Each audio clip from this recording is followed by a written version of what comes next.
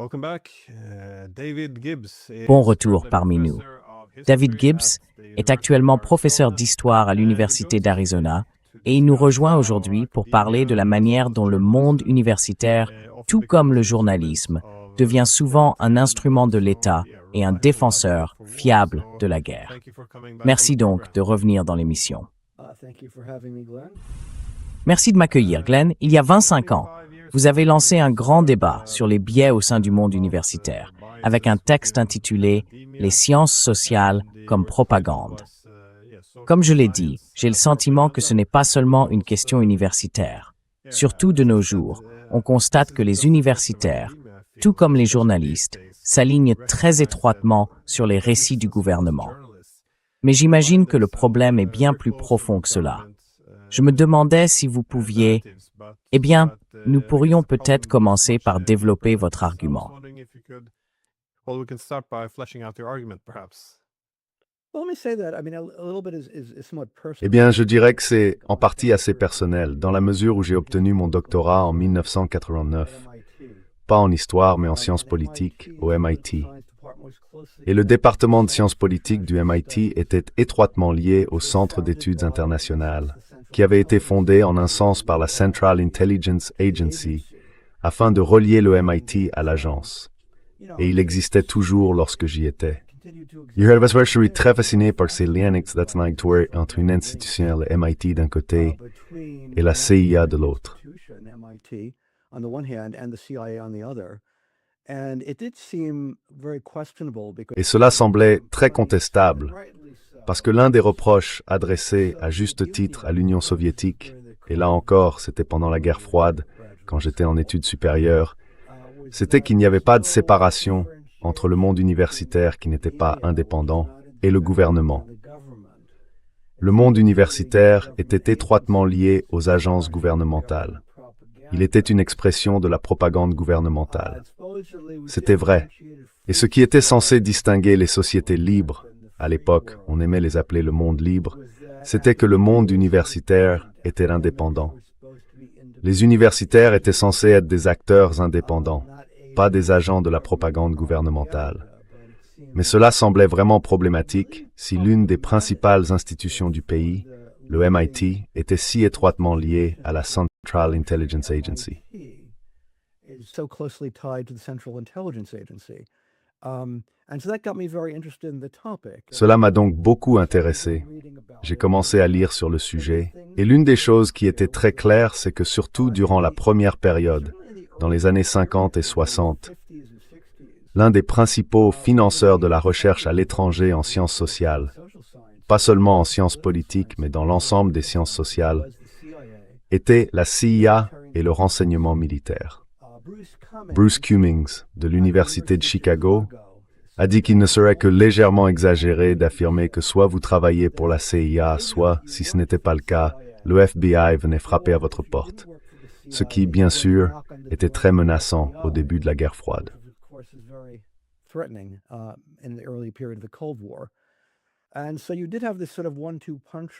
Et donc, vous aviez en quelque sorte ce coup double, si l'on peut dire, qui reliait les milieux universitaires, en particulier dans les institutions prestigieuses, au principal service de renseignement des États-Unis, la Central Intelligence Agency. À mes yeux, cela posait de nombreux problèmes. L'un d'eux était le secret. La CIA a été créée, l'une des raisons de sa création, en 1947, pour constituer une agence ultra-secrète, bien plus secrète que le département d'État ou l'armée régulière, afin de mener des actions discutables sur les plans éthiques et juridiques, comme renverser des gouvernements, procéder à des assassinats, et ainsi de suite. Et la CIA était extrêmement secrète, et les universitaires qui travaillaient pour elle devaient le faire dans le secret. Je peux entrer davantage dans les détails, mais voulez-vous me poser des questions? Voulez-vous intervenir sur certains points?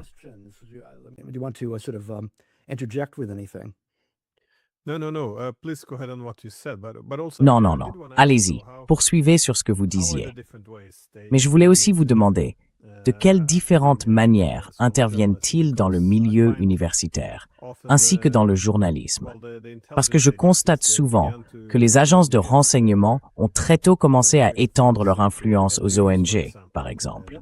Or, les ONG étaient censées être « j'aime l'idée des ONG », parce qu'il faut institutionnaliser et structurer la société civile de manière à permettre au public d'influencer le processus démocratique, autrement qu'en se présentant simplement aux élections tous les 4 ans.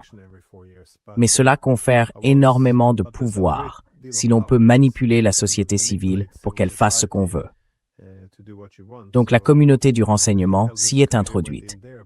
Mais il y a aussi les ONG, les groupes de réflexion.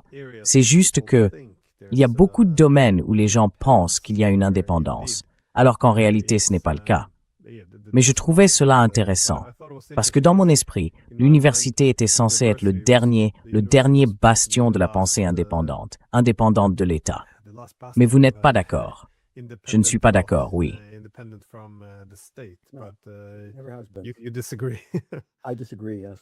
Well, I mean, I'll be very specific. What are the connections between the CIA? Eh bien, je vais être très précis. Quels sont les liens entre la CIA et le monde universitaire? La meilleure source sur ce sujet, c'est une enquête menée en 1975 par le Sénat américain sous l'autorité du sénateur Frank Church, la commission Church, comme on l'appelait. Elle a publié un très grand nombre de rapports. C'était une enquête sérieuse. Ce n'était pas une opération de blanchiment, du moins pas principalement. Et, au passage, elle a abordé brièvement cette question du monde universitaire. Pour une raison quelconque, elle n'est pas entrée dans les détails. En revanche, elle a examiné les missions de conseil secrètes de nombreux universitaires. Là encore, je pense aux universitaires les plus prestigieux. Ils ont naturellement choisi les meilleurs dans les établissements les plus prestigieux. Pourquoi pas? Ces universitaires avaient des contrats avec eux. Ces contrats consistaient à conseiller la CIA. Ils rédigeaient pour elle des rapports secrets, et tout cela restait secret. Et je pense qu'avec le temps, les universitaires ont fini par dire « Écoutez, je suis professeur ».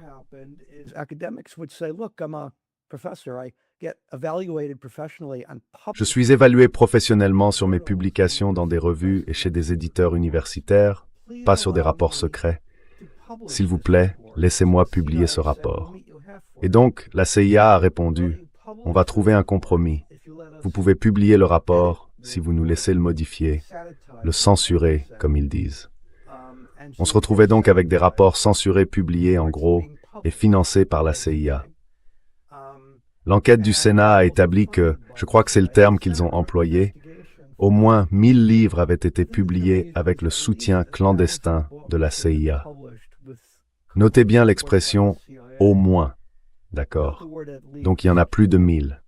J'en déduis que cela voulait dire qu'on pouvait aller aujourd'hui dans une bibliothèque, prendre sur une étagère des livres publiés, disons, par les presses universitaires de Princeton, écrits par un universitaire prestigieux, sans savoir qu'ils avaient été financés par la CIA et secrètement modifiés par la CIA.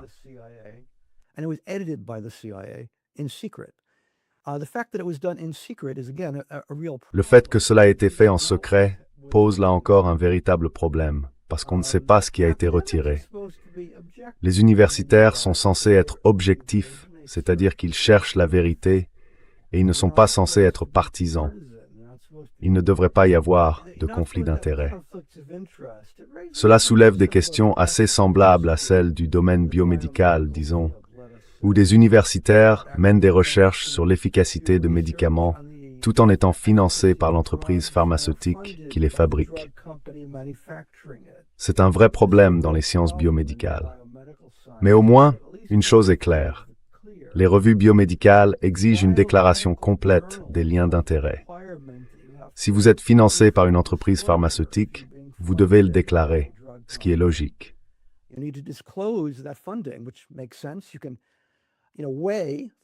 Vous pouvez évaluer les biais potentiels au regard des résultats. Ce n'est pas le cas en sciences politiques ni dans les sciences sociales. Je n'ai jamais vu un article de revue ni un livre qui disait « Mesdames et messieurs, ceci a été financé par la CIA et édité par la CIA ». Je n'ai jamais vu ça. Si c'est arrivé, je ne le sais pas. Et donc ça se fait en secret, d'accord? D'une certaine manière, on pourrait dire que cela trompe le public qui lit ces livres, parce qu'il ne connaît pas les biais cachés de l'auteur. Donc je pense que ça soulève de sérieuses questions éthiques. Cela dit, certaines personnes ont rendu publiques leurs activités de conseil. Robert Jervis de Columbia est consultant de longue date pour la CIA. C'est un professeur prestigieux. Je ne sais pas où il en est aujourd'hui. Il est peut-être à la retraite.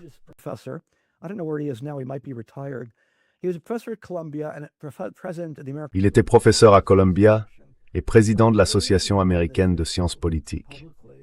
Il y a 20 ans, j'ai débattu publiquement de cette question avec lui dans une émission de radio appelée Democracy Now! Et il insistait sur le fait que cela n'avait aucun impact sur ses recherches. Et encore une fois, le problème, c'est qu'on ne sait pas ce que... Je pense qu'il y aura toujours une influence.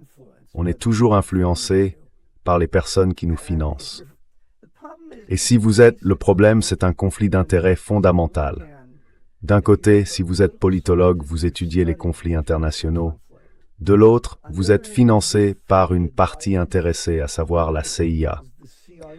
Cela signifie que naturellement, vous allez être partial envers cette agence et probablement laisser de côté beaucoup de choses. Ce qui est très frappant, c'est que lorsque j'ai participé à ce débat, j'avais fait une étude des revues.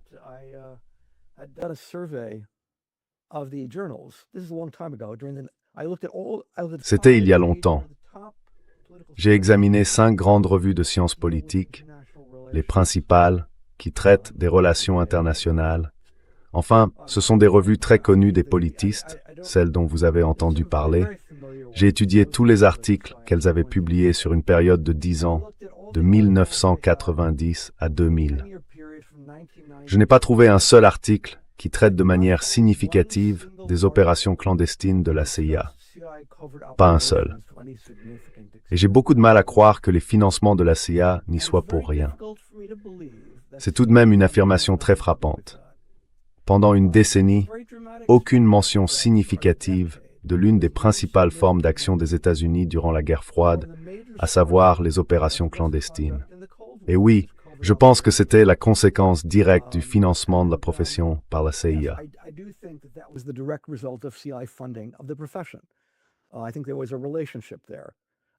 Je pense qu'il y avait un lien, et je pense que c'est d'ailleurs l'une des raisons pour lesquelles ils l'ont fait. Non seulement ils appréciaient les informations fournies par les politologues, mais cela leur permettait de contrôler le domaine et de s'assurer que la science politique, ainsi que d'autres disciplines d'ailleurs, n'abordaient pas des sujets dont on ne devait pas parler dans la bonne société. Ce n'est plus tout à fait aussi grave aujourd'hui. Je pense qu'il y a environ 10 ans, une personne nommée Lindsay O'Rourke de Boston College a publié un livre intitulé « Changement de régime clandestin ». C'est en fait un assez bon livre. Je veux dire, je pense qu'il a quelques défauts, mais il recense un très grand nombre d'opérations clandestines de la CIA, et il a reçu un prix, il attire l'attention. Je pense que c'est une bonne chose. Cela montre peut-être qu'un certain équilibre est en train d'émerger. D'ailleurs, un détail.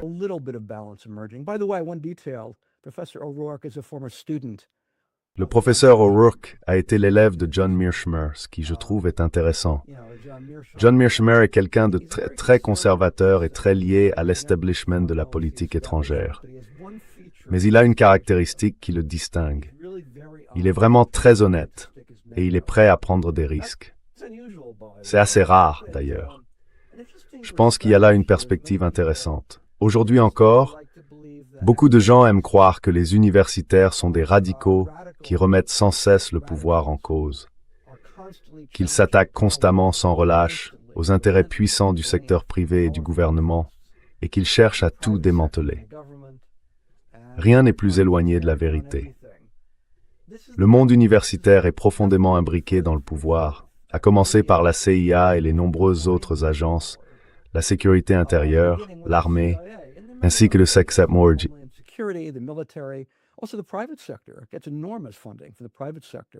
Elle reçoit des financements énormes du secteur privé, y compris dans les sciences sociales, qui sont orientées idéologiquement. Et je pense que les gens ont une perception erronée du monde universitaire à cause des guerres culturelles. Ils supposent que, si vous commencez à débattre d'une question culturelle liée au genre, à la race ou à la sexualité, cela prouve que vous êtes une sorte de radical, alors qu'on pourrait y voir une manière de détourner l'attention des gens. Mais quoi qu'il en soit, sur les questions qui préoccupent vraiment les personnes au pouvoir, comme les opérations clandestines, le monde universitaire a été profondément conservateur et profondément lié au pouvoir, à commencer par le type de lien que je décris. Je veux aussi parler du journalisme, mais encore une fois, je voudrais voir si vous souhaitez ajouter quelque chose, Glenn. Again, I want to see if you'd like to interject anything, Glenn. No, I wanted to know about Non, non, non. Je voulais parler du journalisme. D'abord, je veux dire que le professeur Mearsheimer, tout comme le regretté Stephen Cohen, ont tous deux souligné que lorsqu'ils ont commencé à critiquer la politique étrangère, soudainement, toutes les invitations de CNN et des autres grands réseaux d'information se sont arrêtées. Ils ont tous cessé de les appeler, d'un coup. Donc oui, il y a manifestement quelque chose là-dedans. Quand on voit à quel point les universitaires sont accueillis par les médias, puis ne le sont plus quand ils commencent à s'écarter de la ligne publique. Mais ça vient du gouvernement. Mais Robert Jervis, oui, il est décédé il y a quelques années, cela dit. D'accord, très bien. Mais oui, je voulais quand même vous demander, au-delà de la place des journalistes dans tout ça, quels sont les principaux objectifs des agences de renseignement? Vous avez dit qu'elles ne voulaient aucune couverture médiatique des opérations clandestines, mais y a-t-il d'autres enjeux clés, essentiellement sur lesquels elles veulent façonner les connaissances ou l'information?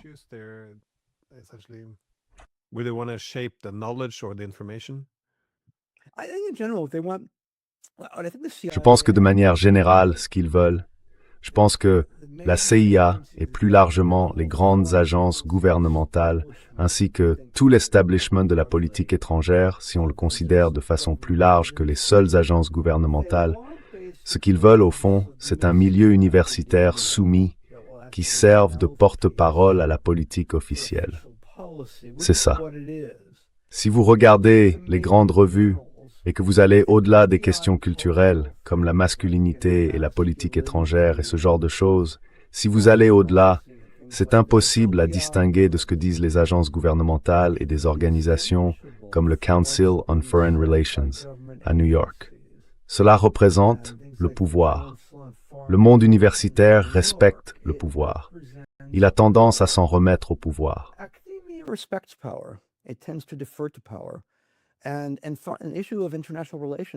Et sur la question des relations internationales, la grande puissance, ce sont les institutions de la puissance géopolitique dominante, les États-Unis, et dans une certaine mesure leurs acolytes dans des endroits comme l'Europe. Et vous savez, ils ont bien sûr des antennes à l'étranger, partout en Europe et au Japon, j'imagine, des alliés des États-Unis partout dans le monde, et dans le milieu universitaire américain. Cela diminue à mesure que la Chine monte en puissance, y compris dans le monde universitaire. Mais je pense que même aujourd'hui, les États-Unis restent le phare vers lequel les gens se tournent dans le milieu universitaire. C'est encore le centre de nombreux programmes de doctorat prestigieux, de nombreuses revues prestigieuses, et ainsi de suite. Et les gens se tournent vers les États-Unis et vers la puissance américaine comme vers quelque chose qu'ils respectent.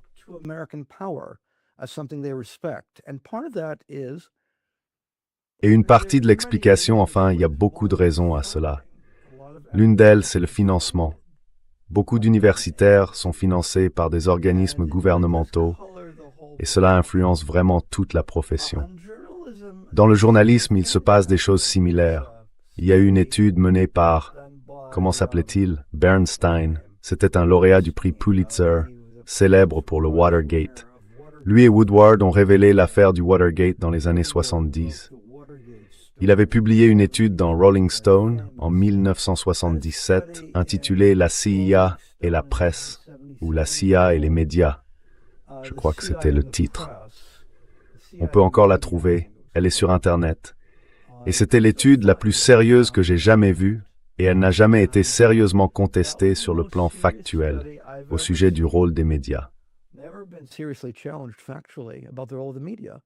I found out that several hundred American journalists J'ai découvert que plusieurs centaines de journalistes américains travaillaient, d'une manière ou d'une autre, pour la CIA, et que 200 d'entre eux avaient des accords de confidentialité et ou des contrats de travail secrets avec la CIA. Or, à ma connaissance, cela viole toutes les règles d'éthique journalistique dont j'ai jamais entendu parler. Mais c'est pourtant ce qui a été fait. Et le principal média concerné était, surprise, surprise, le New York Times. Pourquoi le New York Times? Eh bien, réfléchissez-y. Évidemment, si vous voulez influencer l'ensemble des médias, influencer le New York Times est un bon point de départ. Et je pense que même à l'international, beaucoup de publications étrangères se tournent vers le New York Times pour être guidées. foreign publications look to the New York Times for leadership. For what it's worth, Pour ce que ça vaut, pendant la guerre froide et jusque dans les années 90, je lisais la presse européenne. Je lis Le Français, donc je lisais Le Monde, ainsi que la presse britannique, et c'était bien meilleur qu'aux États-Unis. C'était indépendant. Ces 20 dernières années, c'est devenu presque un clone du New York Times. J'ai vraiment l'impression que quand je lis Le Monde ou autre chose, c'est comme le New York Times en français.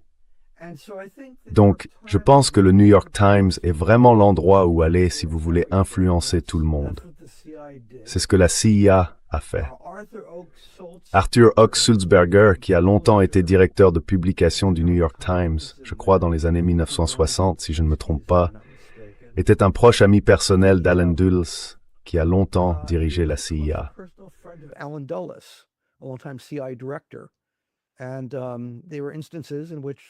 Et il y a eu des cas documentés, où Dulles lui a demandé de couvrir la CIA, et Sulzberger a dit oui. Donc c'est vraiment ça le rôle de la presse, être encore une fois un porte-voix du gouvernement. Et je dois ajouter que cela s'est effondré pendant la guerre du Vietnam. La guerre au Vietnam a brisé la confiance dans la politique du gouvernement. Il y a eu le syndrome vietnamien quand la presse est devenue beaucoup plus critique, y compris le Times. Et le monde universitaire, dans une certaine mesure de façon limitée, est devenu plus critique lui aussi. C'est pour cette raison qu'il y a eu les enquêtes du Sénat et de la CIA. Mais ce fut une brève période. Vers la fin des années 70, le monde universitaire comme la CIA sont tous deux revenus à leur rôle de soumission. Et à ce que je vois, ils sont toujours dans ce rôle de soumission. Ça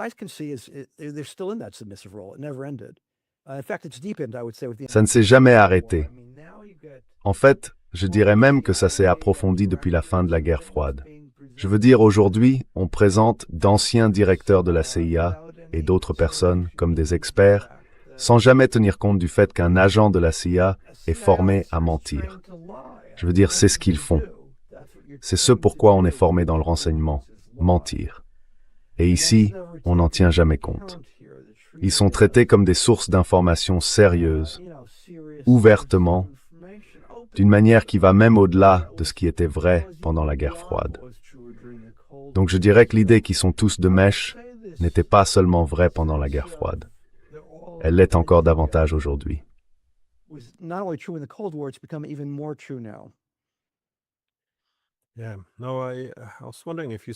Oui. Alors je me demandais si vous aviez vu, enfin est-ce que vous... Oui, vous avez probablement suivi de très près la période du Russiagate. Parce que je trouvais intéressant de voir à quel point les agences de renseignement et les médias avançaient main dans la main. Et il y a aussi eu une évolution assez intéressante dans le prolongement de ce que vous disiez. D'anciens directeurs de la CIA et de la NSA obtenaient tous des postes dans différents médias, comme experts. Et je me suis dit qu'au moins, dans les années 70, ils avaient la décence de cacher ce genre de choses. Mais maintenant, tout se fait, vous savez, en se cachant à la vue de tous, en quelque sorte. Ils l'étalent au grand jour. Comme ça, on ne peut pas les prendre. C'est juste la CIA qui donne un avis d'expert. Mais est-ce que vous avez vu ça pendant le Russiagate? Est-ce que vous avez eu l'impression que c'était plus ouvert qu'avant? Parce que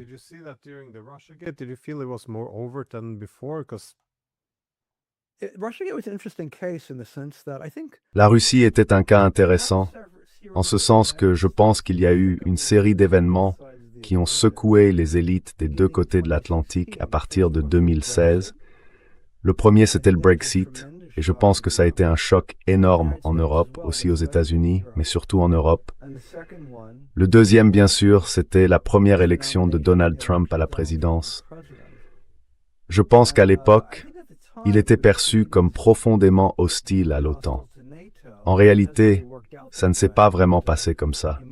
Il a surtout suivi la ligne de l'OTAN dans la guerre en Ukraine, mais il était perçu comme profondément hostile à l'OTAN, et peut-être comme quelqu'un qui changerait la politique étrangère américaine de manière fondamentale. Ça a été un choc énorme pour les élites américaines et européennes. Je pense que les gens ont un peu perdu la tête. Ça leur a abîmé le cerveau, ils sont vraiment devenus fous, et ils ont cherché un croque-mitaine. Ils ne voulaient pas une réponse complexe. Ils voulaient une réponse simple. La réponse complexe, bien sûr, c'est que le public avait perdu confiance dans une grande partie de l'establishment et qui s'est tourné vers des candidats anti-système. Aux États-Unis, ironiquement, ces candidats anti-système étaient deux, Donald Trump et Bernie Sanders. À certains égards, ils sont évidemment très différents. À d'autres, ils sont les deux faces d'une même pièce. Ils sont anti-système, et c'est pour cela que les gens les ont soutenus. Bernie Sanders, on l'oublie aussi, est sorti de nulle part. Personne n'avait entendu parler de lui. C'était un sénateur, oui, mais un sénateur obscur. Il a failli remporter la présidence. À la place, Donald Trump a remporté la présidence. Mais les élites ne pouvaient admettre aucune faute, qu'elles n'avaient rien fait de mal en Europe. Elles n'avaient rien fait de mal. Rien de ce qu'elles avaient fait de mal n'avait conduit au Brexit. C'est juste arrivé de nulle part.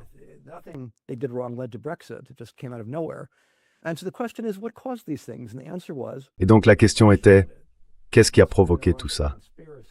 Et la réponse c'était, la Russie l'a fait. Ça devait être un complot russe. Alors dans les journaux aux États-Unis, là encore, je ne lisais pas la presse britannique d'aussi près qu'auparavant, mais je suppose qu'elle s'est elle aussi beaucoup focalisée sur la Russie, sur l'ingérence russe, sur la désinformation. Le terme désinformation, je l'entendais sans cesse. La désinformation russe était la cause de toutes ces choses. Pendant des années, aux États-Unis, ils ont martelé que l'élection de Donald Trump avait été orchestrée par les Russes. Le New York Times en était rempli. Je me souviens qu'au début, en lisant ça, je pensais que ces affirmations étaient tellement extravagantes que personne ne les prendrait au sérieux.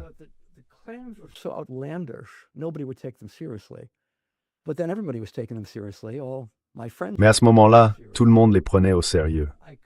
Tous mes amis les prenaient au sérieux. La pensée suivante que j'ai eue, c'était « On dirait que quelqu'un essaye de préparer le terrain pour une guerre avec la Russie. » Je me souviens avoir pensé ça dès 2016. Eh bien, nous y voilà. Je veux dire, c'est pas comme si ces choses n'avaient aucun effet. Mais il faut souligner à quel point c'est extravagant. On affirmait qu'il y avait eu des campagnes sur les réseaux sociaux critiquant Hillary Clinton et que cela devait forcément être une campagne massive des Russes pour faire élire Donald Trump. Et il y a eu 3 études sur l'efficacité de ces campagnes sur les réseaux sociaux.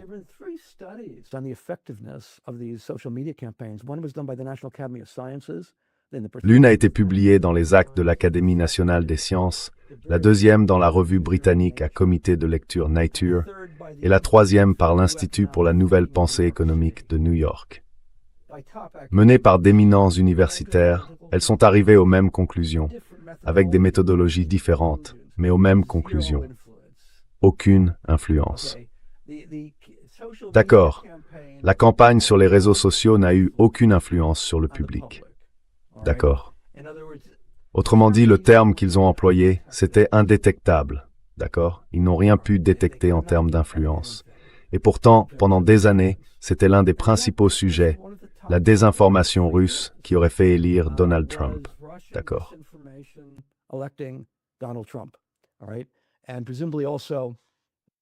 Et vraisemblablement, cela a aussi provoqué le Brexit. Ça donnait donc l'impression d'être quelque chose d'extraordinaire. Mais il m'a semblé qu'une grande partie venait assez manifestement des services de renseignement, ouvertement relayés par d'anciens agents de la CIA.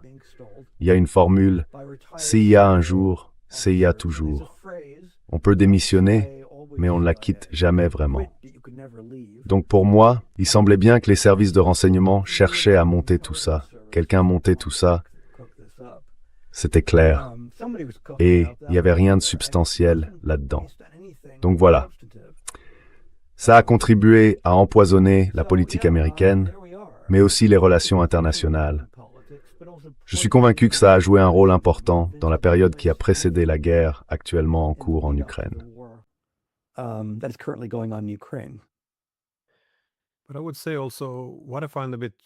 Mais je dirais aussi que ce que je trouve un peu choquant, c'est la manière dont le monde universitaire, tout comme les journalistes, s'est complètement aligné sur les éléments de langage des gouvernements dans cette guerre.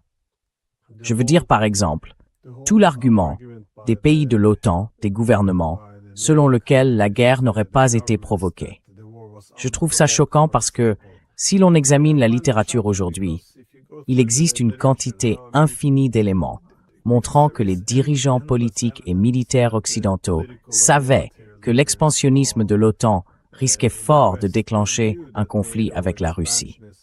Vous savez, comme l'a dit un jour William Burns, ancien directeur de la CIA, l'Ukraine et l'OTAN, c'est la plus rouge de toutes les lignes rouges. Et il voulait dire par là que la Russie se sentirait obligée d'intervenir, même si elle ne le voulait pas.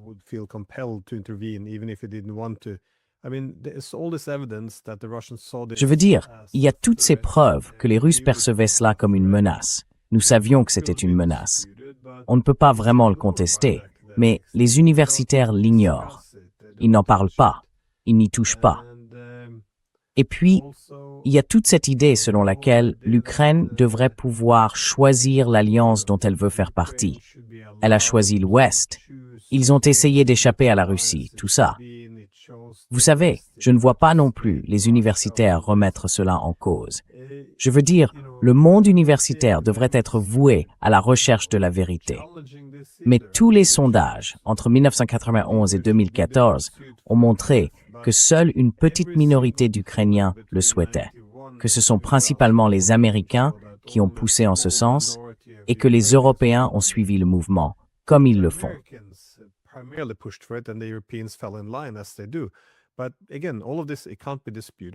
Mais encore une fois, tout cela est incontestable. Alors, qu'ont fait les universitaires? Ils l'ont ignoré. Et c'est la même chose pour cet autre point. L'invasion à grande échelle de 2022. L'argument, c'était que les Russes avaient lancé une invasion à grande échelle dans l'intention de conquérir toute l'Ukraine. Mais vous savez, les preuves sont nombreuses. Zelensky lui-même a déclaré, dès le premier jour après l'invasion russe, que la Russie l'avait déjà contacté pour entamer des négociations, afin de mettre rapidement fin à la guerre sur la base du rétablissement de la neutralité de l'Ukraine. On voit qu'ils ont largué moins de bombes sur l'Ukraine au cours du premier mois que les États-Unis n'en ont largué sur l'Irak durant les premières 24 heures, sachant qu'une violence excessive aurait compromis la diplomatie.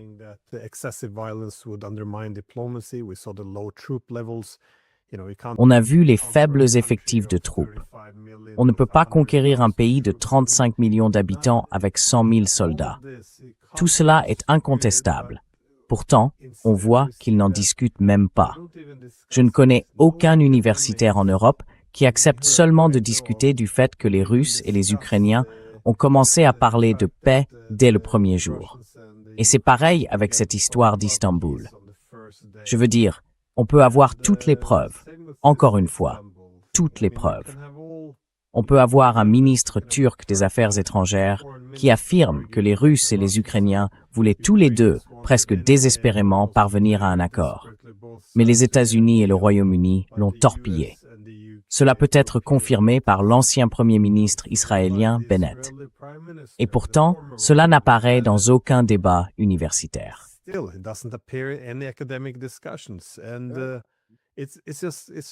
Et ce qui me choque, c'est que rien de tout cela ne mérite même d'être mentionné. Et je pense savoir pourquoi. Je ne dis pas que tous les universitaires sont sur la liste de paie de la CIA, mais il y a quand même une campagne d'intimidation suffisante. Si vous évoquez l'une de ces choses, vous serez crucifié. Il n'y aura plus de carrière pour vous. Même en privé, le coût social est élevé, très élevé, si vous commencez à mentionner quoi que ce soit qui remette en cause la position du gouvernement. J'aimerais savoir quelle autre explication il pourrait y avoir. Comment peut-on vivre avec cette omission d'événements essentiels, qui sont simplement, vous savez, calomniés comme « Ah ça, c'est le genre de choses que diraient les Russes ».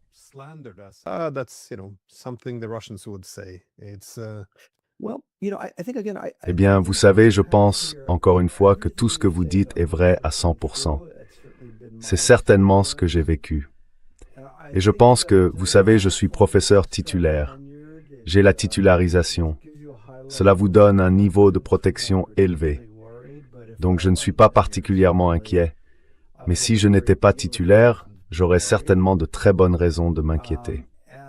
Et il y a effectivement une situation où vous en payez le prix sur le plan professionnel. Vous savez, John Mearsheimer, je ne pense pas que ça lui importe vraiment, mais il n'est plus invité à écrire des tribunes dans le New York Times. Il n'est plus invité sur CNN, ni dans les émissions d'information grand public où il était auparavant le bienvenu.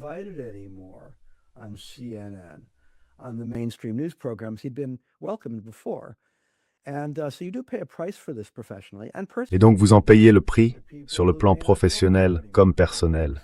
Il y a des gens qui peuvent ne plus vous parler. Des collègues qui ont des convictions très fortes là-dessus vont vous dénoncer de toutes sortes de façons. Vous êtes une marionnette de Poutine, peu importe le terme à la mode du moment. Donc oui, il y a clairement un prix à payer. Et la plupart des enseignants, même s'ils connaissent les faits, ne sont pas prêts à prendre ce risque. Et, dans une certaine mesure, je peux le comprendre. Surtout, encore une fois, si votre emploi est en jeu. Dans ce cas-là, il peut être prudent d'agir ainsi. Mais l'une des questions, encore une fois, c'est pourquoi. Et je pense que le monde universitaire porte un regard respectueux sur le pouvoir.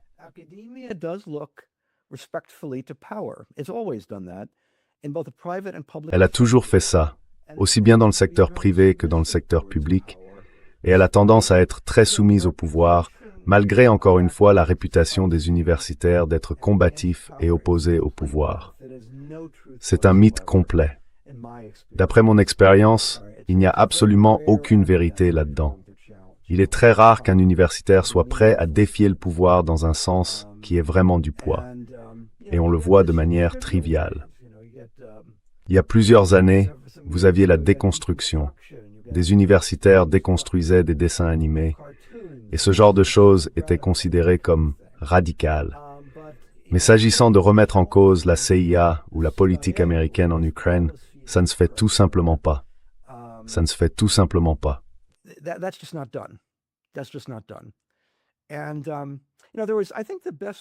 Et vous savez, il y a eu... Je crois que la meilleure façon de le dire, c'est qu'au début de la guerre froide, l'American Historical Association a élu comme président Conyers Reed, professeur à l'Université de Pennsylvanie. Il a prononcé un discours présidentiel en 1949. Il a été publié dans l'American Historical Review. Et il a dit, voyons si je peux le retrouver. Je peux. Où est-ce qu'il est passé? Ce qu'il a dit, je vais simplement le paraphraser. Il a dit que toutes les armées doivent marcher ensemble sous un symbole. En Union soviétique, c'est le marteau et la faucille. En Amérique, ce sont les étoiles et les rayures. Et l'universitaire n'est pas plus libre de cette obligation que ne l'est le physicien.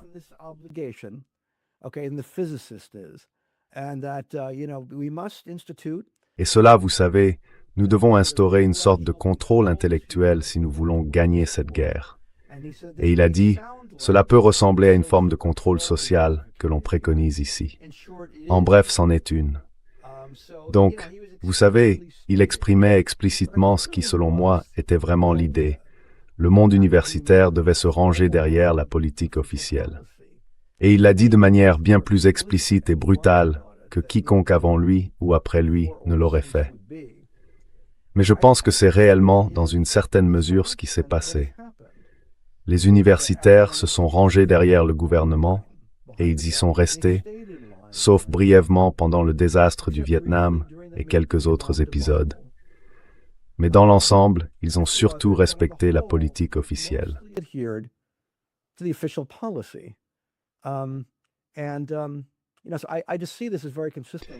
je trouve que c'est tout à fait cohérent avec cela. Je dois dire que le niveau de répression du débat ouvert ici est le pire que j'ai jamais vu de toute ma vie. J'étais là dans les années 80. C'était jamais aussi grave que maintenant. Je pense qu'il faut peut-être remonter au début des années 50, à la période du macartisme, pour retrouver une atmosphère aussi oppressive que celle que nous connaissons aujourd'hui. Et c'est tout aussi vrai, peut-être même davantage en Europe. Je soupçonne que ce soit encore plus vrai en Europe. Aux États-Unis, nous avons le premier amendement de la Constitution qui offre de solides protections juridiques. Ce n'est pas le cas en Europe. Donc je pense que la situation est peut-être encore pire en Europe qu'aux États-Unis. Ici, en tout cas, c'est vraiment très grave.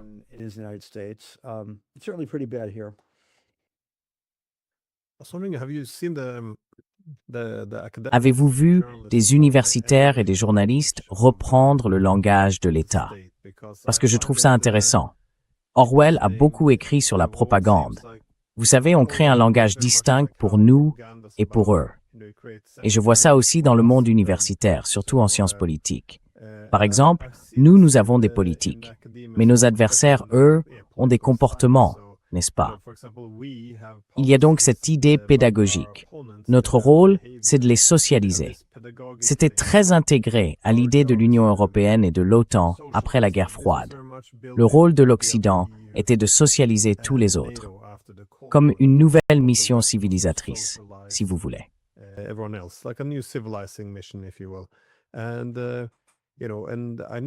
Et vous savez, je le remarque dans le milieu universitaire. Tout le langage est organisé en conséquence. La manière dont parlent les responsables politiques, ils soutiennent que les autres vont nous menacer, mais que nous ne menaçons pas. Nous, vous savez, nous punissons ou nous récompensons, comme le ferait un enseignant. C'est-à-dire que l'OTAN récompensera les bons comportements, elle punira les mauvais comportements. Et toute cette idée d'un rôle de socialisation se retrouve intégrée dans le langage. Là encore, c'est utilisé de manière très peu critique par beaucoup d'universitaires aussi. Vous savez, si les Chinois refusent, ils refusent de faire des compromis. Quand nous refusons de faire des compromis, c'est par principe. Les autres s'ingèrent dans les affaires intérieures. Nous promouvons la démocratie. Eux font la guerre. Nous intervenons.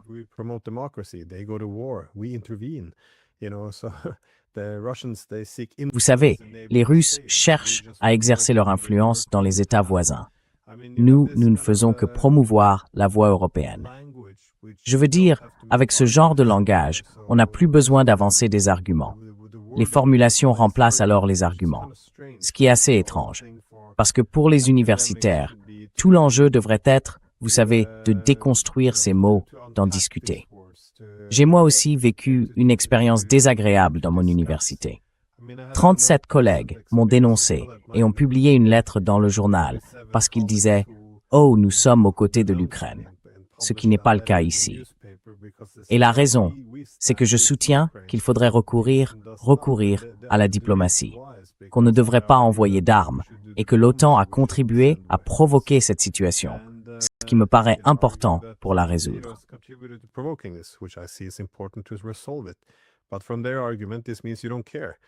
Mais d'après leur raisonnement, ça veut dire que vous vous en fichez, parce que ceux qui s'en préoccupent, eux, renversent leur gouvernement. Ils boycottent la diplomatie. Ils mènent une guerre qu'ils ne peuvent pas gagner, apparemment. Donc, il n'y a aucune analyse de l'argument. Qu'est-ce que ça veut dire, aider l'Ukraine? Parce qu'on peut avoir des points de vue différents là-dessus.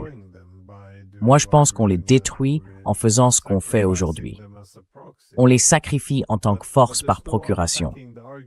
Mais il n'y a aucune analyse de l'argument. Personne ne veut en discuter.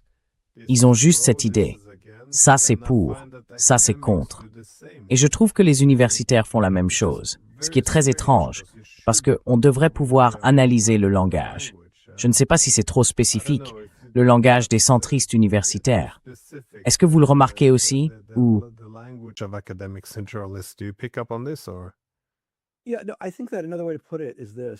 Oui, je pense qu'on peut le dire autrement. Il est compréhensible et pas surprenant que des responsables gouvernementaux emploient un langage de propagande qui, d'une certaine manière, justifie leurs actions et diabolise leurs adversaires. C'est compréhensible, on pourrait même dire que c'est leur travail. Mais les universitaires ne sont pas censés faire ça. Ils sont censés évaluer ces choses-là, être impartiaux.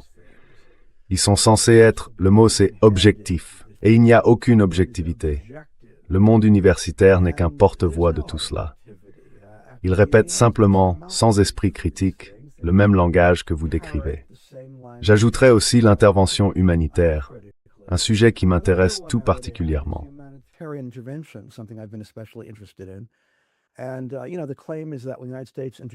Et l'argument, c'est que lorsque les États-Unis interviennent, c'est pour des raisons humanitaires.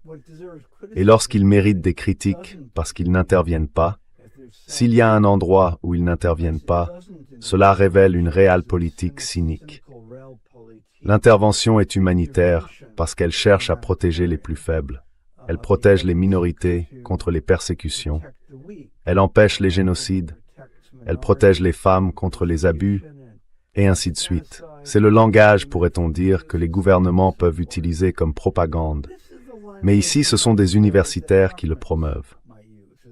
Il existe tout un secteur universitaire consacré à l'intervention humanitaire. C'est un sujet immense.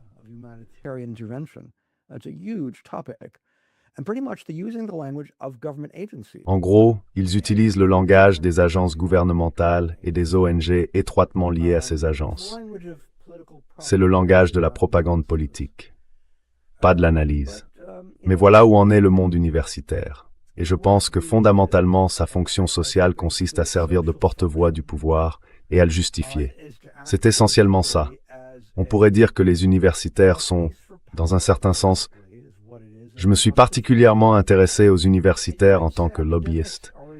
J'ai aussi étudié cela dans le secteur privé. Ils utilisent des universitaires comme lobbyistes, et les universitaires sont les meilleurs lobbyistes parce qu'on les perçoit comme prestigieux et non affiliés.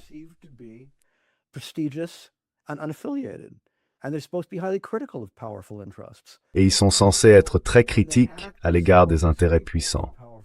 Donc lorsqu'ils se font les porte-paroles de ces intérêts puissants, ils sont particulièrement efficaces, parce que les gens ont de l'université une image qui est tellement en décalage avec son véritable rôle. D'ailleurs, les universitaires eux-mêmes aiment entretenir cette image. Nous serions radicaux, nous remettrions le pouvoir en cause, et ainsi de suite.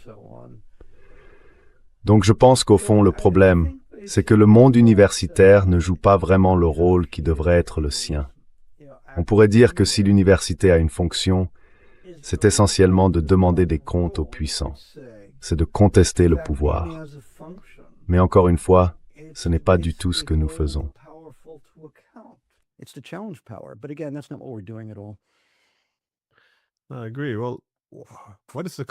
Je suis d'accord. Alors quelle est la conséquence quand ça va aussi loin? Parce que vous savez, la réalité ne peut aller que jusqu'à un certain point. Je pense à tous ces journalistes et universitaires qui, au début des attaques américaines contre l'Iran, devaient tous, en quelque sorte, répéter la même chose, des slogans. Vous savez, le régime iranien opprimait les femmes. Oh, eh bien, après ça, ce sera bien mieux. Elles vont avoir une chance d'être libres. Et puis, soudainement, on a vu ce basculement vers quelque chose de très sombre, où Trump dit « Bon, oui, on pourrait détruire une civilisation ce soir. » Et tout ce langage très génocidaire. Et je ne pense plus que quiconque, enfin, je crois qu'il est assez évident que l'attaque contre l'Iran n'était pas une mission humanitaire.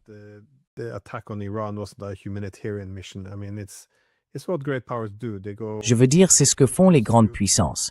Elles mènent une politique de puissance, puis elles l'habillent d'un langage humanitaire, bienveillant, vous savez, comme si c'était quelque chose de vertueux. Mais que se passe-t-il quand la réalité les rattrape? Ou est-ce qu'elle ne les rattrapera pas? Parce qu'on a eu la même chose au début de l'invasion russe de l'Ukraine, si vous vous en souvenez. il y avait ces articles dans les journaux sur le fantôme de Kiev. Apparemment, ils avaient un pilote de chasse ukrainien qui volait partout en abattant des dizaines d'avions russes. Je veux dire, c'était absurde.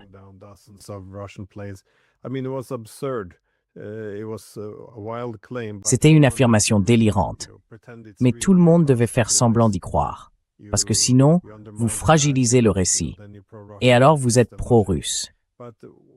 Voilà la logique. Mais que se passe-t-il quand tout ça s'avère faux? Parce que je pense à la guerre en Ukraine. À tout ça, l'Ukraine est en train de gagner. Les Russes ont beaucoup plus de pertes.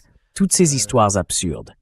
À un moment donné, tout va s'effondrer quand nous devrons faire face à la défaite, un peu comme en Iran. Y aura-t-il un jour des comptes à rendre? Que va-t-il arriver aux universitaires qui ont soutenu tout ce récit, selon lequel la Russie aurait sans provocation voulu restaurer l'Union soviétique? Tout ça. Je veux dire, qu'est-ce qui se passe alors?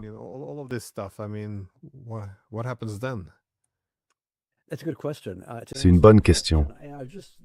C'est une excellente question. L'autre jour, j'étais dans l'émission de Pascal Lotaz, où je parlais de ce que j'appelle le moment Vietnam. Vous voyez, au Vietnam, comme dans toutes les guerres, le discours c'est « nous gagnons, nous remportons des victoires sensationnelles, des victoires fantastiques ». Pendant la Première Guerre mondiale, tout le monde disait ça. Au Vietnam, durant les premières années de la guerre, le gouvernement américain répétait « nous gagnons, nous gagnons ». Le décompte des corps, il comptait le nombre de cadavres, cette chose macabre parmi les forces communistes. Il s'est avéré qu'ils inventaient les chiffres, très probablement comme ils le font aujourd'hui avec les pertes russes, je le soupçonne.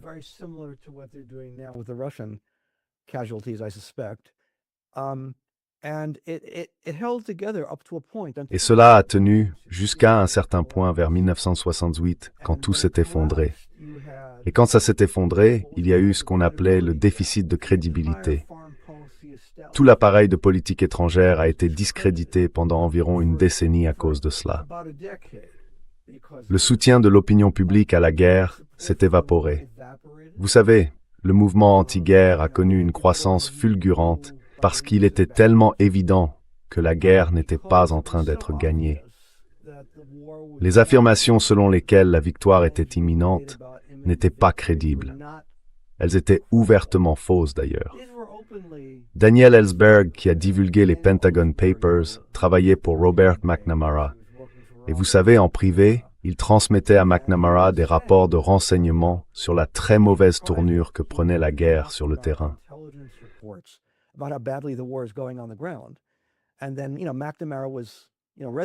Et puis McNamara a lu ces rapports avant d'aller dire à quel point les choses se passaient bien. Je pense donc qu'à partir d'un certain moment, la réalité a rattrapé la propagande. Et cela a discrédité non seulement la propagande, mais aussi tout l'ensemble des gens qui la promouvaient, y compris une grande partie des médias. Vous savez, les médias ont dû changer radicalement à cause de cela, pendant une brève période. Je me demande si nous n'arrivons pas à ce stade concernant l'Ukraine.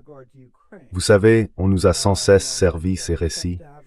L'Ukraine est en train de gagner. Ma lecture de la guerre, et je peux me tromper, c'est qu'à un moment donné, l'armée ukrainienne finira par céder sous le poids de forces russes tout simplement plus nombreuses et supérieures.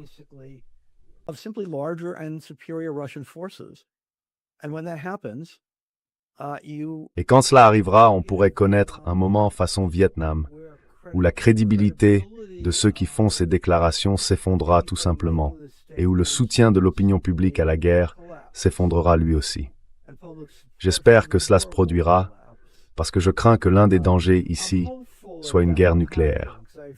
La situation devient vraiment très dangereuse, avec les Européens qui parlent désormais ouvertement. Vous savez, Kaja Kallas a dit qu'elle aimerait démanteler la Russie en plusieurs morceaux. Elle est pratiquement la ministre des Affaires étrangères de l'Union européenne. Il y a eu l'attaque contre les bases de bombardiers russes, les bases de bombardiers nucléaires stratégiques, je crois que c'était il y a 1 an, très probablement avec la complicité des Européens et des États-Unis.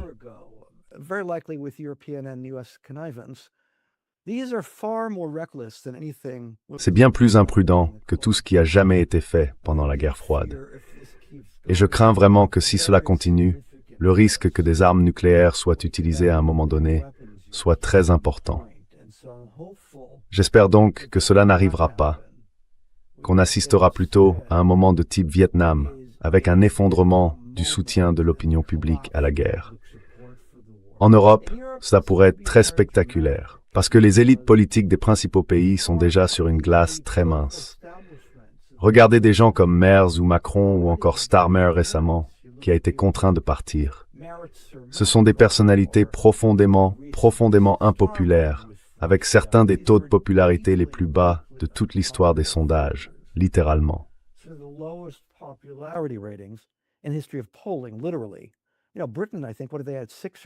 Vous savez, la Grande-Bretagne, je crois qu'ils ont eu 6 ou 7 premiers ministres en 10 ans. C'est extraordinaire.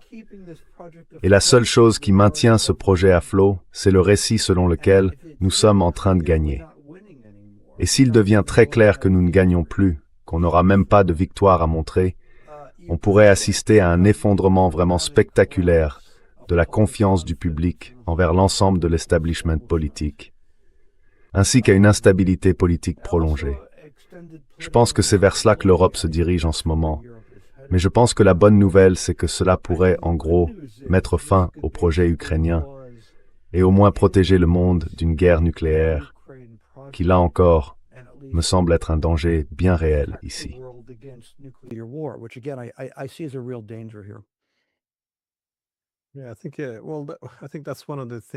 Je pense que c'est l'une des choses que les gens finiront par comprendre. Si les Ukrainiens étaient réellement en train de gagner, alors soudainement, une grande partie de ce que fait l'OTAN aujourd'hui pourrait avoir du sens. Autrement dit, nous les aidons à vaincre l'envahisseur agressif, tout ça. Mais dès lors qu'il devient évident que l'Ukraine n'a jamais été en train de gagner, qu'elle était en train de perdre, tout ce que nous avons fait, c'est l'aider à perdre moins vite. Les gens devront se demander pourquoi. Pourquoi boycotter la diplomatie si vous saviez qu'il gagnait? Pourquoi chercher à prolonger la guerre encore et encore si vous saviez qu'il perdait? La seule conclusion à laquelle je puisse alors arriver, c'est que nous avons utilisé les Ukrainiens comme des supplétifs, simplement pour essayer d'affaiblir un adversaire, alors même que nous savions que cela les détruirait.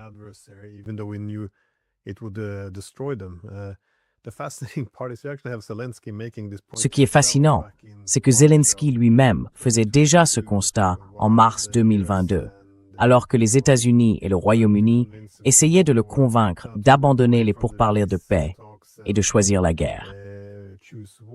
Dans une interview accordée à The Economist, il a dit, en substance, « Oui, il y a de nombreux pays en Occident qui veulent une longue guerre avec la Russie afin d'affaiblir un adversaire, même si ça signifie la destruction de l'Ukraine. » Voilà, je veux dire, il l'a dit lui-même.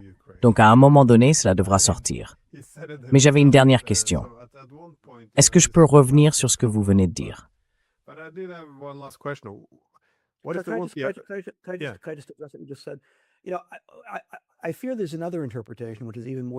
Je crains qu'il y ait une autre interprétation encore plus inquiétante. C'est que les élites européennes, y compris les élites militaires, commencent à croire à leur propre propagande. Autrement dit, à force de répéter une propagande, peut-être qu'on finit par l'intérioriser soi-même. Et peut-être qu'elle croit vraiment que la Russie peut être vaincue militairement, qu'on peut faire tomber Poutine, le faire traduire à La Haye et démanteler la Russie en plusieurs morceaux. Elle croit que c'est possible et réalisable.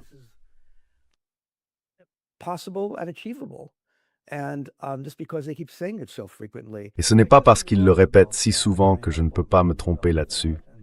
J'espère me tromper et qu'ils mentent tout simplement de façon éhontée. Mais ce que je commence à entendre, c'est qu'ils ne mentent pas. Ils croient vraiment à cette rhétorique, à l'idée que c'est quelque chose qui peut arriver et être réalisé. Je pense donc qu'ils seront très réticents à se désengager un jour, à moins d'y être contraints par l'opinion publique. J'ai quand même un peu d'espoir dans la démocratie, qu'à la fin, le public tape du poing sur la table et dise simplement non à ça.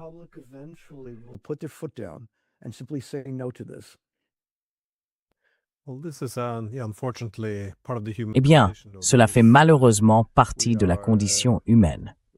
Nous sommes des animaux grégaires. Oui, c'est ce que nous enseigne la sociologie.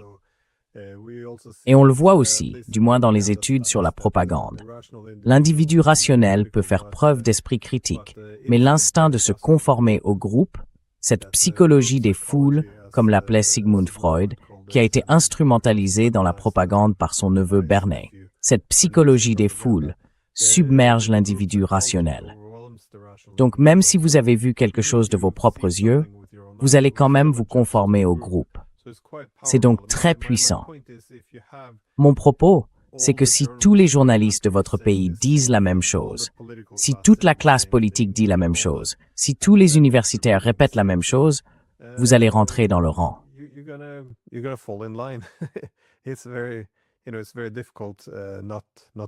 C'est très difficile de ne pas le faire.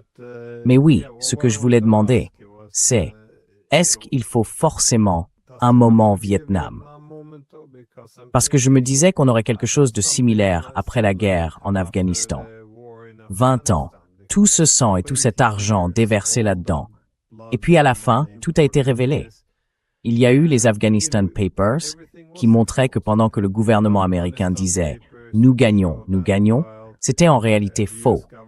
Ils savaient que les choses allaient mal.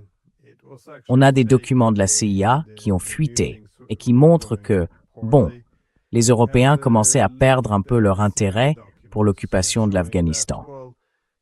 Alors, qu'est-ce qu'on fait? Et la conclusion, c'était « vendons ça comme une promotion des droits des femmes en Afghanistan ». Parce que les Européens, apparemment, se soucient de ce genre de choses.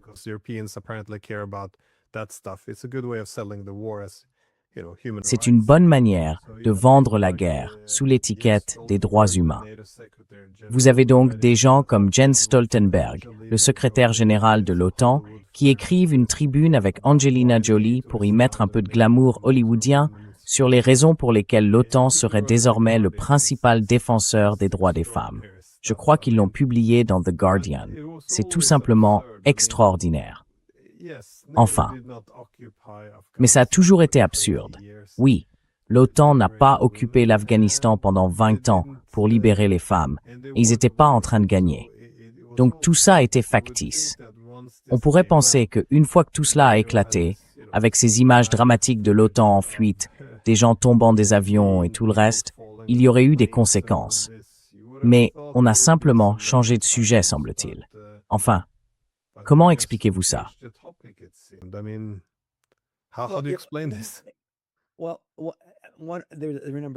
Eh bien, il y a plusieurs facteurs, mais l'un d'eux, c'est que j'ai toujours pensé que l'une des raisons de la poussée en faveur d'une guerre avec la Russie en 2022 était de compenser l'échec en Afghanistan.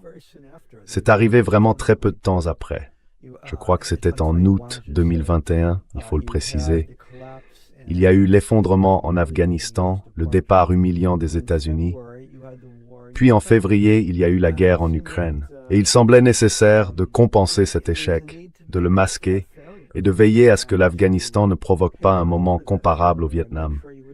Cela aurait pu arriver parce qu'après tout, nous y étions depuis 19 ans. Nous avons dépensé des centaines de milliards de dollars. Combien de vies? Des milliers et des milliers de vies ont été perdues. Pour rien. Absolument pour rien.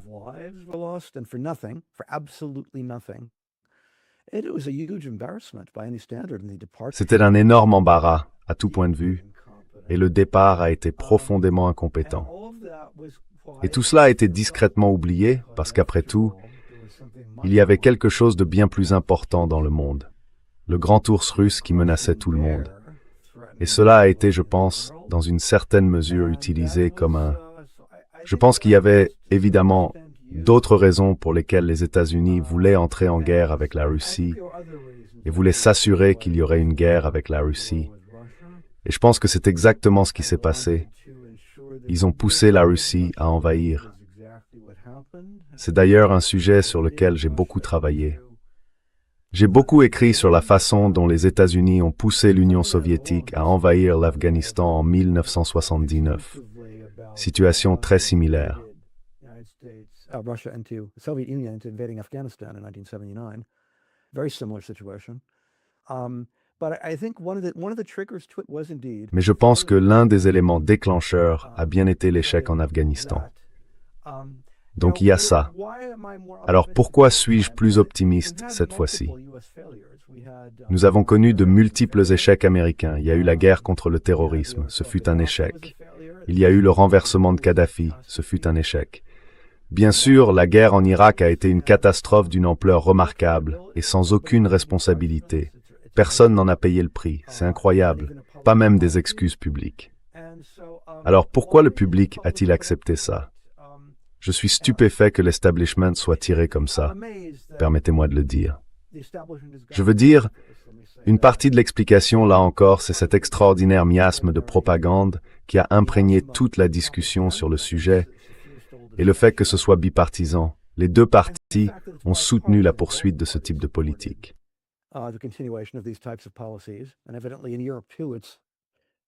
Et manifestement, en Europe aussi, c'est le cas à peu près dans tout l'éventail politique. Mais je pense que cette fois, ça pourrait être différent, parce que, je veux dire, un signe très révélateur, ça a été quand Trump est entré en guerre en Iran. C'est la toute première guerre à laquelle je puisse penser, où dès le départ, dès le tout début, l'opinion publique, ou du moins une pluralité, s'est opposée à la guerre. Ça n'était jamais arrivé auparavant. Le schéma habituel, c'est qu'au début, l'opinion publique soutient le président, soutient la guerre, puis s'enlace à mesure que la guerre se prolonge. Cette fois-ci, l'opinion publique y était opposée dès le départ. Donc je me dis, perdre deux guerres, d'abord dans le Golfe Persique, puis en Ukraine.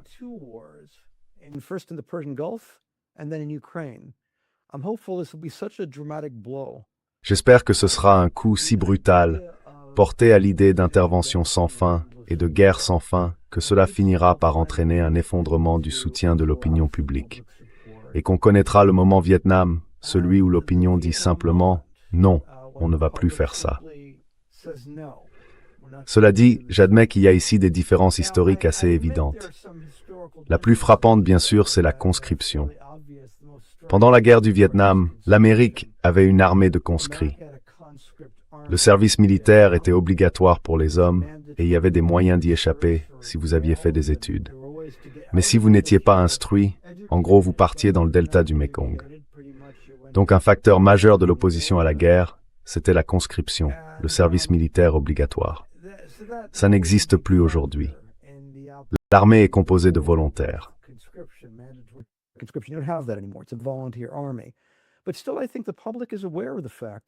Mais malgré tout, je pense que le public est conscient du fait que ça fait baisser son niveau de vie. Cela a un impact réel sur le niveau de vie. D'ailleurs, encore davantage en Europe qu'aux États-Unis, mais aussi aux États-Unis. Et donc je me dis que, et je crois qu'il y en a une prise de conscience, il y a un arbitrage entre les canons et le beurre. C'est devenu de plus en plus clair pour le public, même pour les moins instruits. Alors je pense qu'au final, encore une fois, vous savez, peut-être que je suis optimiste, trop optimiste. Peut-être que je me berce d'illusions, mais je ne le pense pas. Je crois que cet enchaînement d'événements pourrait finalement mettre fin au soutien de l'opinion publique et à la viabilité politique du projet impérial que nous avons depuis la fin de la guerre froide. J'espère avoir raison. Nous verrons.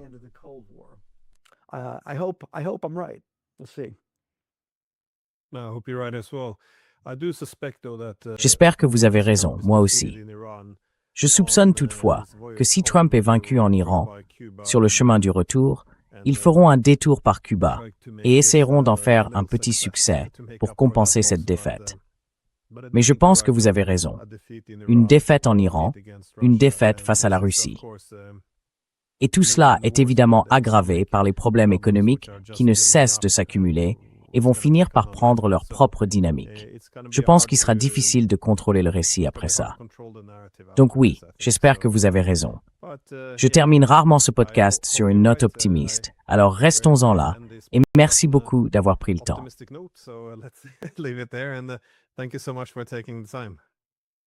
Thank Merci Glenn.